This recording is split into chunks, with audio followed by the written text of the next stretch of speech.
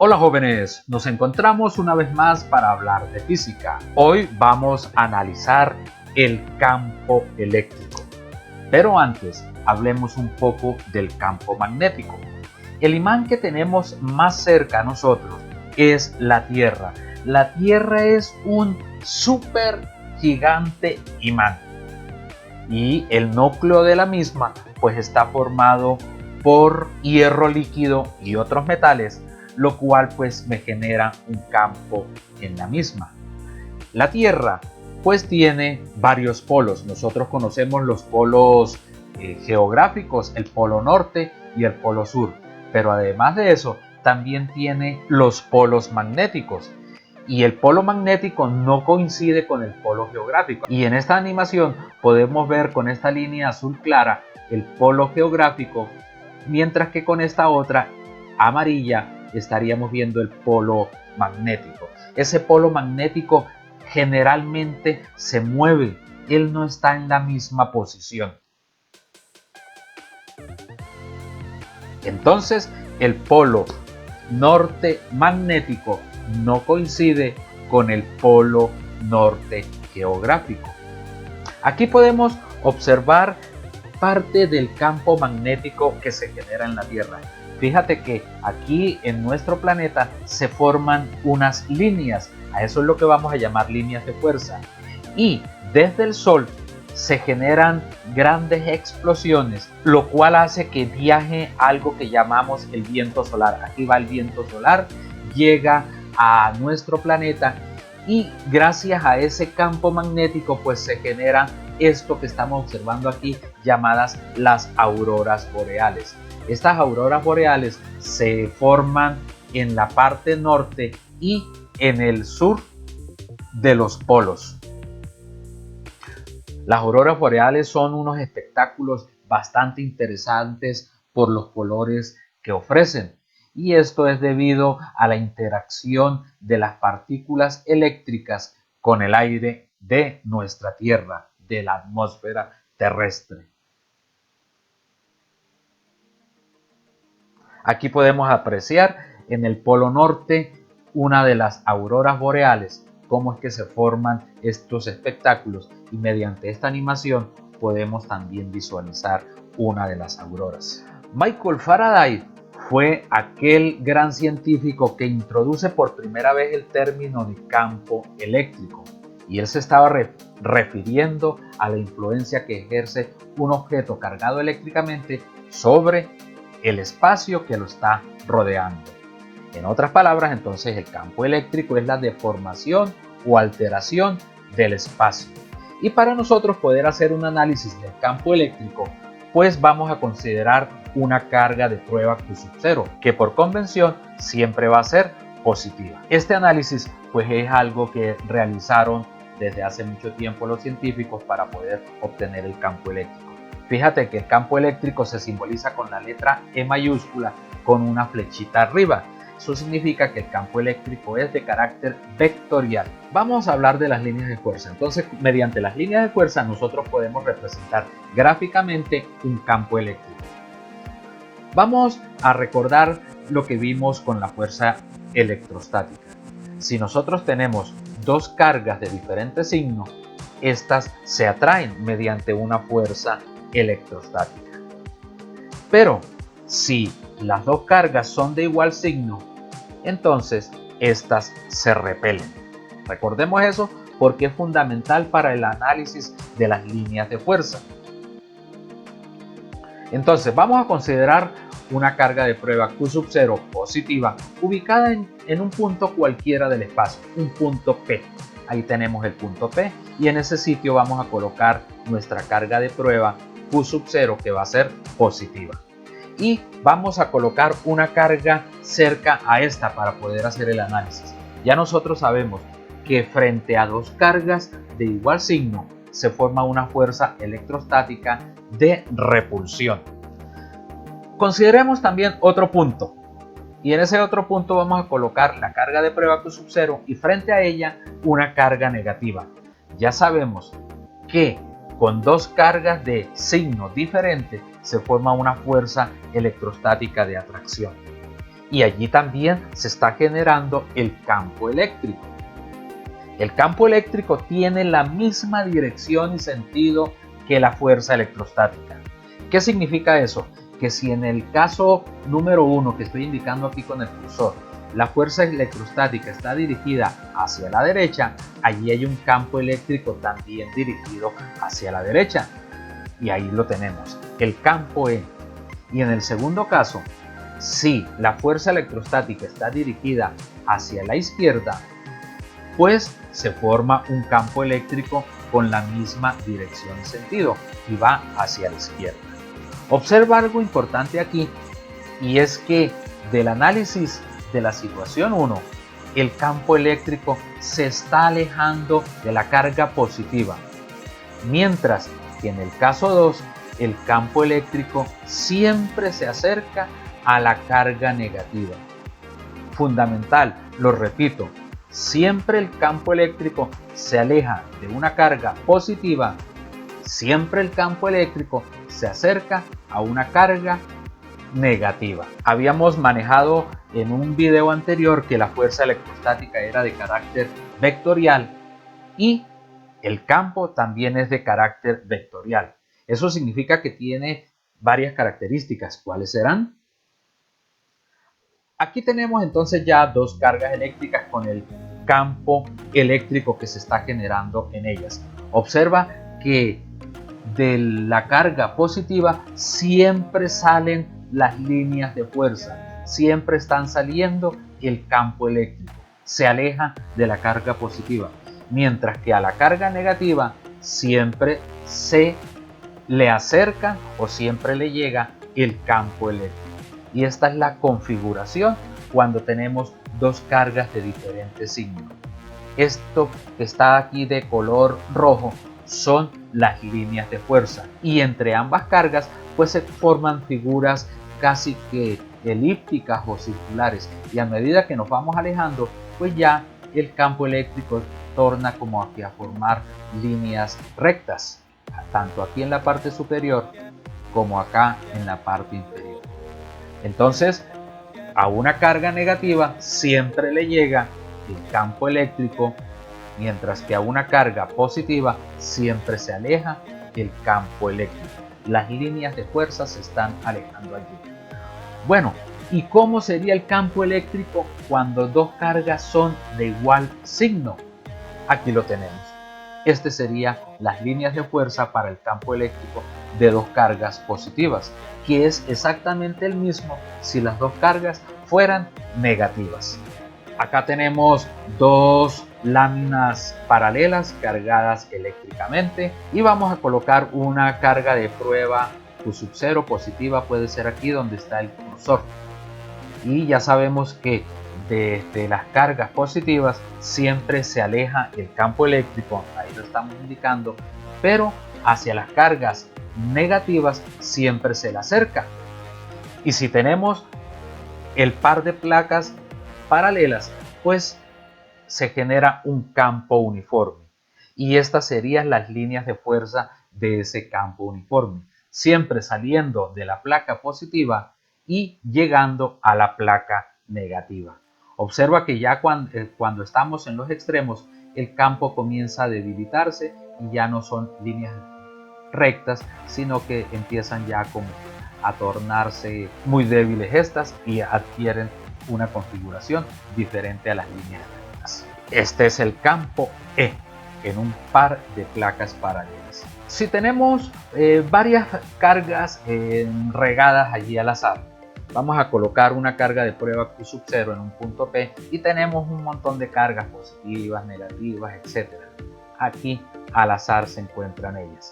Vamos a hacer el análisis para hallar el campo eléctrico para cada una de ellas. Aquí esta puede ser Q1, Q2, Q3, Q4. Vamos a hacer el análisis con respecto a esta carga que estoy indicando aquí con el cursor. Entonces ya sabemos que negativo con positivo se atraen, por lo tanto el campo eléctrico en este punto P sería de atracción y la línea de fuerza se dirige hacia allá. Este sería el campo E1 para esta carga que llamaríamos Q1. Esta puede ser Q2, Q3, Q4, Q5, 6. Yo te invito a que sobre este punto P, acá donde está el cursor, me dibujes el resto de campos eléctricos. Si el campo es de carácter vectorial, eso significa que también podemos sumar vectorialmente los campos. Si los campos están sobre una línea recta, entonces la forma de sumarlos sería mediante esta expresión matemática. Pero si los campos están en una figura geométrica, por ejemplo, un triángulo rectángulo, pues de pronto utilizaríamos Pitágoras. Pero si el triángulo no es rectángulo, sino obtusángulo, por ejemplo, entonces podríamos utilizar la ley del coseno para hallar el campo eléctrico resultante. Vamos a hallar la intensidad del campo eléctrico. Entonces, habíamos dicho que el campo eléctrico es de carácter vectorial. Tiene la misma dirección y sentido de la fuerza electrostática. Aquí vamos a hallar es la intensidad, el valor, la magnitud. Y para eso entonces vamos a quitarle la flechita al campo eléctrico al final. Entonces, para poder obtener la intensidad del campo eléctrico se considera una carga de prueba Q sub 0.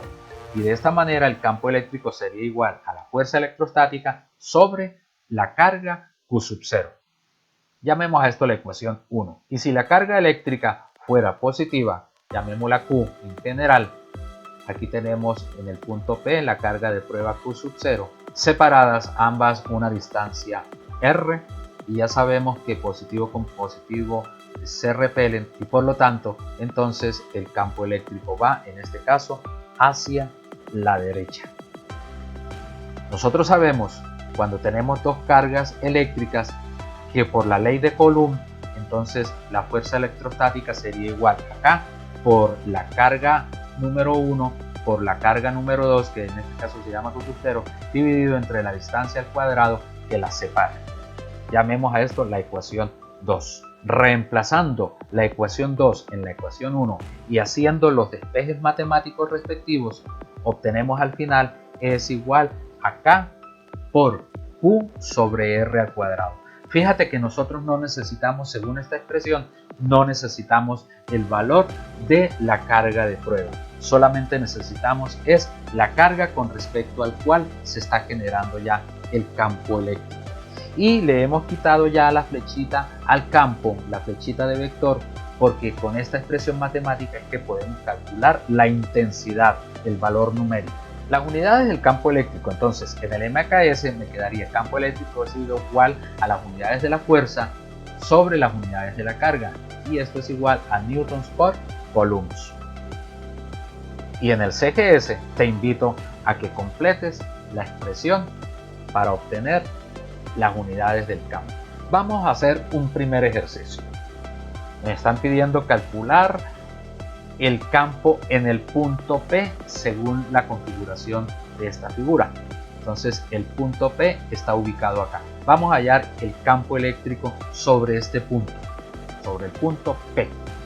Para poder hallar el campo sobre este punto, entonces ya tenemos aquí dos cargas. Eso significa que primero tendríamos que hallar el campo con respecto a la carga Q sub 1 y más tarde hallar el campo con respecto a la carga Q sub 2.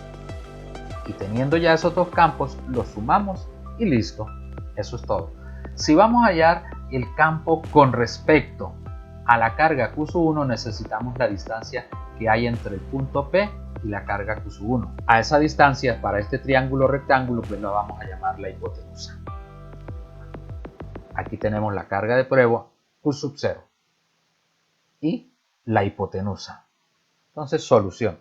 Comencemos hallando primero la hipotenusa de este triángulo rectángulo para tener la distancia entre P y Q sub 1. Nosotros sabemos que la hipotenusa al cuadrado es igual a la suma de los cuadrados de cada uno de los catetos. Reemplazamos los valores, hacemos las operaciones matemáticas, obteniendo de esta manera que la hipotenusa vale 5 centímetros. Algo que vamos a necesitar más adelante también es el valor del ángulo que estoy indicando aquí con el cursor, el ángulo que se forma entre la hipotenusa y el cateto Y. Entonces vamos a calcular ese ángulo. Teniendo ya todos los valores tanto de catetos como de hipotenusa, entonces le aplicamos una función trigonométrica Aquí tenemos el tangente de θ, vamos a llamar a ese el ángulo θ. Sería la longitud del cateto opuesto sobre la longitud del cateto adyacente. Reemplazamos los valores, aplicamos las operaciones matemáticas y nos da el valor de θ igual a 53,13010,235. Pero pasemos eso a grados, minutos y segundos. Entonces nos quedaría que θ es igual a 53 grados, 7 minutos, 48,37 segundos. Y eso lo ponemos acá para tenerlo en cuenta más adelante. Listo, ya teniendo toda esa información, ahora sí vamos a proceder a hallar los campos eléctricos para cada una de las cargas. Entonces, nosotros sabemos en general que el campo eléctrico es igual a K por Q sobre la distancia que lo separa al cuadrado. Algo más específico para la carga Q1 entonces sería que Q1 es igual a K por Q1 sobre la distancia que sería H al cuadrado.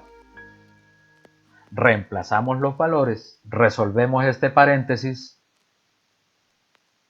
seguimos aplicando la calculadora y el campo eléctrico sobre la carga Q1 vale 1,44 por 10 a la 13 newtons por coulomb. Y este valor vamos a colocarlo aquí en la gráfica para tenerlo en cuenta más adelante. Vamos a calcular ahora el campo eléctrico sobre la carga Q2. Entonces tenemos que cambiar esta expresión matemática. A ver, te invito a que te inventes la fórmula, cómo sería la misma para esta carga Q2. A ver. Correcto, entonces el campo eléctrico sobre la carga Q2 es igual a K por Q2 sobre la distancia que es Y al cuadrado. Reemplazamos los valores, resolvemos el paréntesis y nos da que el campo eléctrico sobre la carga Q2 es igual a 2 por 10 a la 13 newtons por coulomb. Y colocamos ese valor por acá cerca de la gráfica. Observa lo siguiente, aquí tenemos, ya sabemos que en el punto P hay una carga de prueba positiva. Esta es positiva.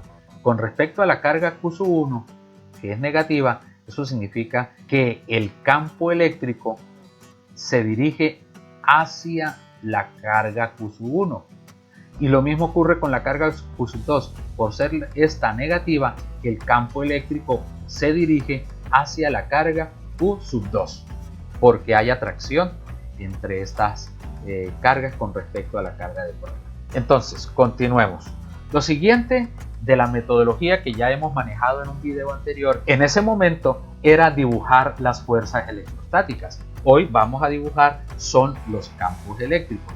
Entonces dibujamos el primer campo, que tiene un valor de 1,44 por 10 a la 13 newtons por coulomb. Y dibujamos el campo número 2, que tiene un valor de 2 por 10 a la 13 newtons por coulomb. Entonces quitamos algunos valores que nos están molestando allí, y ahora sí vamos a comenzar. Esta cola del vector verde la vamos a trasladar a la cabeza del vector azul, y aquí lo tenemos. Y lo mismo va a pasar con la cola del vector azul, lo vamos a trasladar a la cabeza del vector verde con un manejo de escuadras tal y como se te enseñó en un video anterior. Y el campo eléctrico resultante es la diagonal de ese paralelogramo, una diagonal que sale de la carga de prueba Q0. Y este es el campo eléctrico resultante, el que necesitamos calcular. Ya lo tenemos gráficamente, ahora vamos a hacer el cálculo matemático. Si observas, aquí se está formando entonces un triángulo obtusángulo. Y para trabajar con triángulos obtusángulos, pues utilizaríamos la ley del coseno. Nosotros en algún momento vamos a necesitar el ángulo opuesto al lado que vamos a calcular, o sea, este ángulo que estoy indicando con el cursor. Y a este lo vamos a llamar el ángulo alfa. Calculemos ese ángulo alfa. Nosotros sabemos que la suma de los ángulos interiores de un paralelogramo es igual a 360 grados. Si este ángulo de acá que estoy indicando con el cursor vale 53 grados 7 minutos 48,37 segundos, ese ángulo también es este mismo. Y necesitamos calcular este que estoy indicando con el cursor, que lo vamos a llamar alfa, que es este de acá también. Entonces, utilizando esta expresión matemática, reemplazamos los valores y al final obtenemos 126 grados, 52 minutos, 11,6 segundos. Te invito a que hagas el proceso matemático ahí en tu cuaderno y verifiques que en realidad alfa vale esto. Y colocamos ese valor acá, en la gráfica. Entonces vamos a aplicar la ley del coseno. Y nos quedaría el campo eléctrico resultante al cuadrado, esta línea de color rojo, es igual al campo 1 al cuadrado más el campo 2 al cuadrado menos el doble producto del campo 1 por el campo 2 por el coseno de alfa. Te invito a que repases lo que has visto en trigonometría correspondiente a la ley del coseno y compares para la gráfica de física, que en realidad esta es la expresión matemática respectiva. Reemplazamos los valores, aplicamos la calculadora, seguimos aplicando la calculadora, obtenemos esto, pero necesitamos es el campo resultante, no el campo resultante al cuadrado. Le hallamos la raíz cuadrada y de esta manera entonces el campo resultante es igual a 3,087004907 por 10 a la 13 newtons por coulomb. Y algo bien importante aquí es que el valor que obtuvimos analítica y matemáticamente debe ser el mismo que se obtiene gráficamente. Aquí tenemos 1, 2, 3 más este pedacitico, 3,087004907 por 10 a la 13 newtons por coulomb. Hagamos otro ejercicio con un par de placas paralelas. Entonces me están hablando de que el campo eléctrico entre este par de placas es de 2,5 por 10 a la 6 newtons por coulomb. El campo es uniforme, lo dibujamos y aquí tenemos el valor. Ellas están separadas 6 por 10 a la menos 3 metros y un electrón se va a desprender de la placa negativa. Y al desprenderse, pues él va a quedar como un electrón libre y la placa positiva lo va a atraer por tener carga negativa a ese electrón. Y me están pidiendo cuál va a ser la aceleración que va a adquirir ese electrón cuando sea atraído por la placa positiva. Ya nosotros sabemos que la carga del electrón vale 1,602176 por 10 a la menos 19 coulomb y que la masa del electrón es aproximadamente igual a 9,1 por 10 a la menos 31 kilogramos. Entonces, como la carga del electrón es negativa, la placa positiva lo va a atraer con una fuerza electrostática F. Y vamos a calcular la fuerza electrostática que se ejerce sobre ese electrón. Ya nosotros sabemos que fuerza es igual a la carga del electrón por el campo. Reemplazamos valores y obtenemos una fuerza de menos 4,00544 por 10 a la menos 13 newtons. Observa que este menos lo que me indica es que hay atracción, no me indica otra cosa. Por pura casualidad aquí la fuerza está dirigida hacia la izquierda, pero eso no significa eso. Lo que me indica es que hay atracción entre la placa positiva con respecto a ese electrón que es negativo. Eso es lo que indica esa fuerza. No me indica otra cosa. En otras palabras, le voy a quitar el signo porque ese signo no me indica que debemos hacer un manejo matemático con él. Solamente me indica que hay atracción. Punto. Entonces, ya nosotros sabemos por la segunda ley de Newton que fuerza es igual a masa por aceleración. Ese electrón se va a mover con un movimiento rectilíneo uniformemente variado. Por lo tanto, tiene aceleración. Despejamos la aceleración, reemplazamos los valores y nosotros sabemos que Newton son kilogramos metros por segundos al cuadrado. Reemplazamos.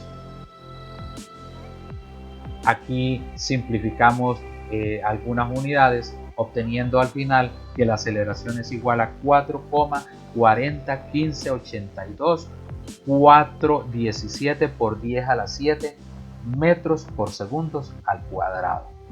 Esa es la aceleración con que se mueve ese electrón. Y si este se mueve con esta aceleración, entonces nuevamente ratificamos que este es un movimiento con velocidad variable.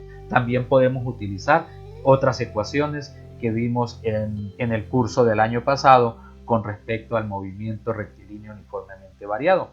Espero te haya quedado claro el tema. Nos vemos en un próximo video.